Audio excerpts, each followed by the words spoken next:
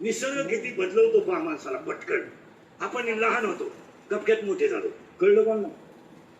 बसलेले पैकी सगळे माणसं कळले कोणा? लहानपणी शेती नव्हती, गपकन अंडर पॅन्ट आलो, गपकन पॅन्ट आलो, गपकन धोतर आलो, टपक्यात मिशा फुटल्या, टपक्यात गडी झाला, टपक्यात बायको केली, फटक्यात पोरग झालं, परग्यात मोठं झालं, ठपक्यात सुना आली, सपक्यात तिला पोरग झालं, गपक्यात बाबा झालो, टपक्यात शुगर वाढली, गपक्यात मेलो. काय बदल झाला गपागप. आणि जो बदल करतो ना त्याला निसर्ग म्हणतात. कळून देत नाही, पण बदल केल्याशिवाय तुम्ही आणि मी स्मशानभूमीच्या फार जवळ जवळ गेलोय तरी कळलं का आपल्याला? किती टपक्यात बदल झाला. गुरुजी आपला हात धरायचा आणि आपल्याला एकाचा काढा लावायचा. तो एक निघून गेला, आपण लिहायला सुरुवात केली. लिहूनही मोठं झालं, आता अक्षरही दिसणं, चष्म्यातूनही दिसणं, पेनही सापडणं. एवढी वाईट दिवस किती गपक्यात बदलला. आणि जो बदलून बदल करतो पण कळू देत नाही त्याला निसर्ग म्हणतात. किती बदलले लोक टपक्यात टपक्यात. काय काय म्हणा ना,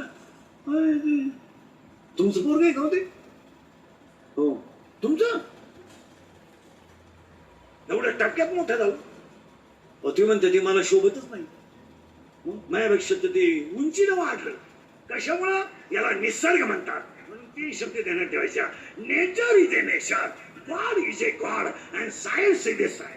शास्त्र ते शास्त्र, देव तो देव आणि निसर्ग तो something is not a challenge in the world. निसर्गातल्या काही गोष्टीला तुम्ही अतिक्रमण करायचं नाही.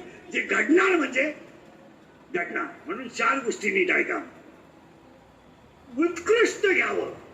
पूर्वी महिला मंडळ साड्यांमध्ये तांब्याची तारी निघायची साडी, तर त्या भंगार गोळा करणाऱ्या बाया तुमच्याकडून साड्या न्यायच्या.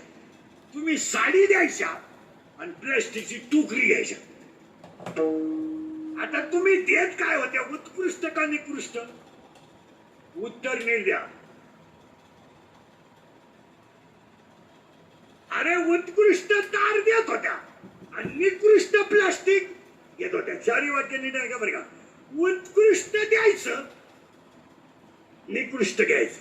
दुसरं वाक्य, निकृष्टच द्यायचं आणि निकृष्टच घ्यायचं. केसव फुगे.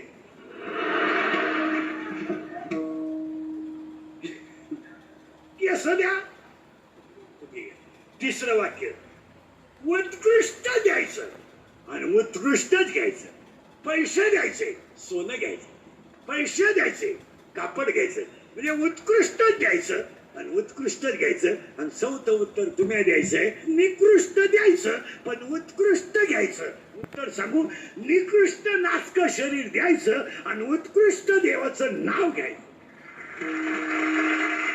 निकृष्ट द्यायचं आणि उत्कृष्ट घ्यायचं. ज्ञानेश्वर महाराज अख्ख्या जगाचा संसार सुखाचा करायला तयार झाले, पण ज्ञानाला का ज्ञानाला